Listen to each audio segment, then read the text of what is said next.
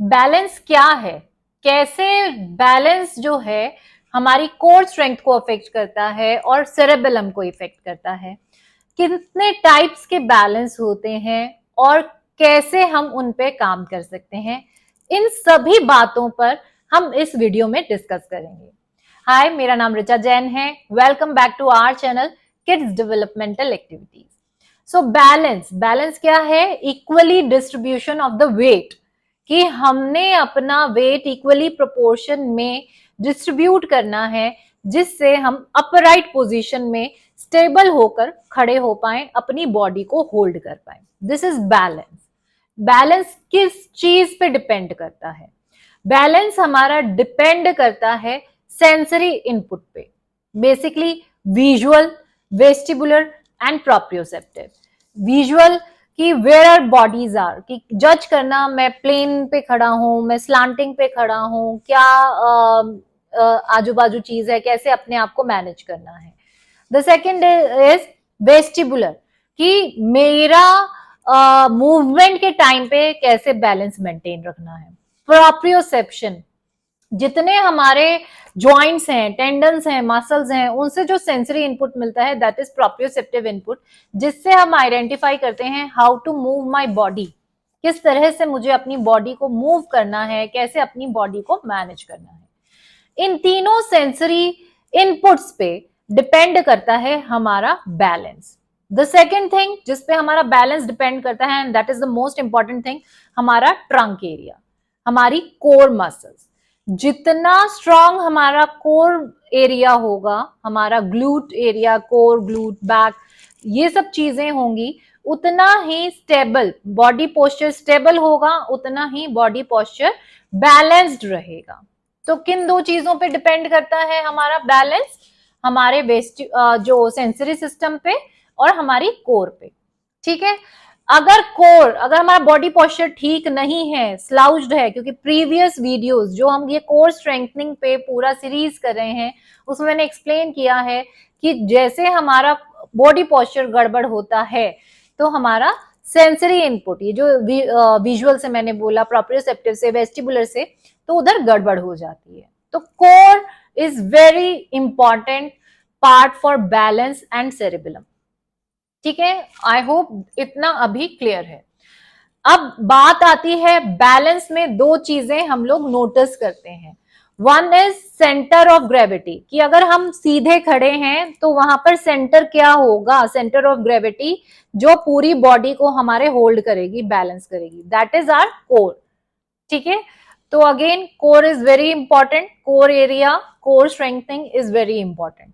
The second thing जिसपे balance depend करता है, बेस ऑफ सपोर्ट, कि हमारे फीट, जो हमारे पैर हैं, उधर वो बेस कैसा है, बेस ऑफ सपोर्ट, क्या हम सही स्टैंडिंग पोजीशन में हैं, क्या सरफेस पे हमने हमारा पूरा फीट टच किया है। अगर टो वॉकिंग है तो हमारे बैलेंस में इश्यूज होंगी, फीट आप टेढ़े ऐसे कर रहे हैं तो बेस ऑफ सपोर्ट आपका सही होना चाहिए, फीट पोजीशन सही हो तो बैलेंस अच्छा रहेगा।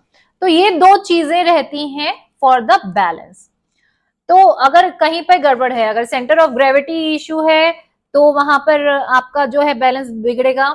अगर आपके फीट की पोजीशनिंग प्रॉपर नहीं है तो हमारा बैलेंस बिगड़ेगा।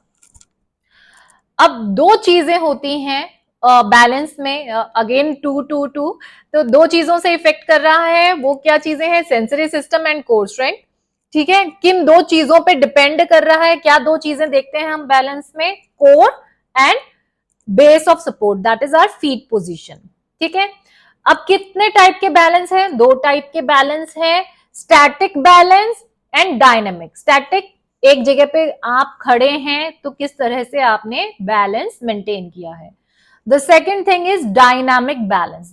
डायनामिक बैलेंस, वाइल मूविंग, चलते हुए कैसे आप बैलेंस कर रहे हैं। फॉर एग्जाम्पल, आपके हाथ में पानी की ट्रे है, उसमें 2 ग्लासेस हैं, अब आपको किचन से वो टेबल तक लेकर जाना है, तो दैट इज डायनामिक बैलेंस। अपनी बॉडी को बैलेंस करते हुए वाइल इन मूवमेंट आप कैसा परफॉर्म कर रहे हैं, क्या आप बैलेंस कर पा रहे हैं, दिस इज डायनामिक बैलेंस।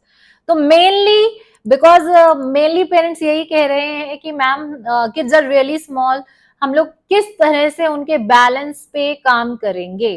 तो आज हम स्टैटिक बैलेंस, क्योंकि वो जो है एक पार्ट है दिस, जो स्टैटिक बैलेंस मैं अभी आपको बता रही हूं, this will help out in core and cerebellum as well.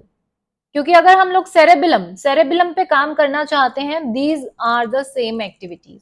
जितना हम बैलेंस पे फोकस करेंगे, सेरेबेलम उतना ही स्ट्रांग होगा। तो आज हम लोग सेरेबेलम एक्टिविटीज देखेंगे, जो हम बच्चा अगर स्टैंडिंग पोजीशन है, 1.5-2 साल का भी है, उसके साथ परफॉर्म कर सकते हैं और उनको बैलेंस कराना सिखा सकते हैं और बैलेंस पे काम कर सकते हैं। So let's have a look on the video. First activity, standing in one spot. तो सबसे पहले कितना बैलेंस करके आप एक जगह पे खड़े हैं। नेक्स्ट स्टेप, आपने आर्म्स को वाइड ओपन करना है, फिर बैलेंस करना है। अगर बच्चा उसको इजीली मेंटेन कर रहा है तो आपने आईज क्लोज करके बैलेंस मेंटेन कराना है। आपने 10 to 15 काउंट करना है for these all balance positions. Second activity will be standing on a line, 1 foot के आगे दूसरा फुट, टेंडम वॉक की तरह आपने खड़ा रहना है इन अ स्टैटिक पोजीशन और बैलेंस को मेंटेन करना है। Second step, open your arms and close your eyes, और फिर बैलेंस मेंटेन करना है। क्योंकि जब हम विजुअल इनपुट को, आईज को क्लोज कर लेते हैं तो बैलेंस मेंटेन करना और ज्यादा मुश्किल हो जाता है।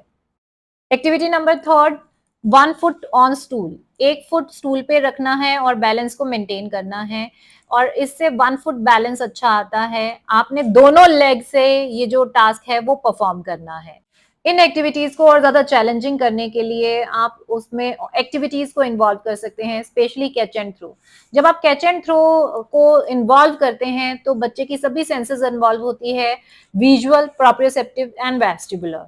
Activity number 4, standing on an unstable surface और ऑन बैलेंस बोर्ड और सेंसरी बोर्ड्स। तो मेरे पास ये 3 तरह के सेंसरी बोर्ड्स हैं, इन पे आप बच्चे को खड़ा होने के लिए और बैलेंसिंग के लिए दे सकते हैं। 15 काउंट कीजिए और बच्चे को अपना बैलेंस मेंटेन करना है। Next step is close your eyes and maintain balance. तो ये बहुत डिफिकल्ट रहता है, but believe me it's a very challenging activity, और इससे बहुत अच्छी कोर स्ट्रेंथ डेवलप होती है एंड सेरेबेलम हेल्प आउट होता है। इसी का नेक्स्ट स्टेप रहेगा कि हम इसमें कोई भी चैलेंजिंग एक्टिविटी इन्वॉल्व कर दें। मैं स्पेशली कैच एंड थ्रो को इन्वॉल्व करना ज्यादा पसंद करती हूँ, क्योंकि बच्चे इसको पसंद भी करते हैं और बहुत अच्छी एंगेजिंग एक्टिविटी रहती है। आप बच्चे को सेंसरी बोर्ड पर खड़ा होकर होमवर्क करने का टास्क दे सकते हैं, बोर्ड पर राइटिंग का टास्क दे सकते हैं, आप कुछ भी एक्टिविटीज को इन्वॉल्व कर सकते हैं। Next activity, standing on 1 foot.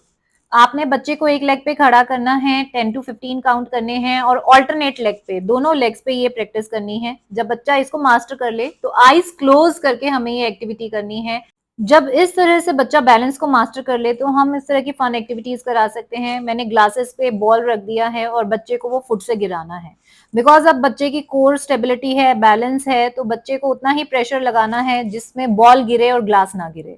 इससे बच्चे का प्रोप्रियोसेप्टिव इनपुट भी स्ट्रांग होगा, वेस्टिबुलर, क्योंकि 1 लेग पे उसको बैलेंस करना है, विजुअल इनपुट लेना है कि कहाँ पर बॉल है और किस तरह से मुझे बॉल को हिट करना है। तो सभी सेंसरी सिस्टम्स को हम लोग इन्वॉल्व कर रहे हैं। इस तरह से हम स्टैटिक बैलेंस पे काम करेंगे, जहां पर बच्चा एक स्टैंडिंग पोजीशन में खड़ा रहेगा और बैलेंस मेंटेन करेगा, जिससे कोर पे हम लोग काम कर रहे हैं, बैलेंस पे काम कर रहे हैं एंड अल्टीमेटली सेरेबेलम को स्ट्रॉन्ग कर रहे हैं। इसी तरह से आप इसमें कितनी भी चैलेंजिंग एक्टिविटीज ऐड ऑन कर सकते हैं। आप बोर्ड पे राइटिंग करने के लिए दे सकते हैं, आप थ्रेडिंग दे सकते हैं, आप कोई भी एक्टिविटी बच्चे को सेंसरी बोर्ड्स पे या 1 लेग पे खड़े होकर करने के लिए दे सकते हैं। तो जितना ज्यादा आप बच्चे को चैलेंज करेंगे उतना ज्यादा बच्चे का मेंटल एंड फिजिकल डेवलपमेंट होगा। But basic is this. अब बहुत सारे क्वेश्चन आ रहे थे, क्योंकि प्रीवियस वीडियो मैंने 22 strengthening, core strengthening activity share की थी, तो वो थोड़ा सा मुश्किल था। बट अगर आप इजी करना चाहते हैं स्टार्ट, आप इस तरह की बैलेंसिंग एक्टिविटीज से स्टार्ट कीजिए। आप कोर स्ट्रेंथनिंग के लिए एनिमल वॉक्स करा सकते हैं, जिम बॉल एक्टिविटीज करा सकते हैं। आप मेरे चैनल पर प्लेलिस्ट में जाके कोर स्ट्रेंथ फोल्डर देखिए, वहां पर सभी वीडियोज अवेलेबल हैं। The next important thing is कि हमने एक्टिविटीज कवर किया, बट मैंने प्रीवियस वीडियोस में भी अपने कहा है, बिकॉज अगर हम लोग कोर की बात करें, कोर के लिए बहुत अच्छी एक्टिविटी रहती है yoga. because yoga is all about patience, balance, position, core. It involves core. तो इस पे ऑलरेडी मैं एक वीडियो कर चुकी हूँ, योगा फॉर किड्स, कि हम बच्चों को कौन कौन से योगा पोजेस करा सकते हैं जिससे बच्चों को हेल्प आउट हो। एंड वो जो योगा एक्टिविटीज हैं that specially target core area also, तो उसका लिंक मैं डिस्क्रिप्शन बॉक्स में डाल दूंगी और मैं प्लेलिस्ट में भी एड ऑन कर दूंगी ताकि आपको इजिली अवेलेबल हो।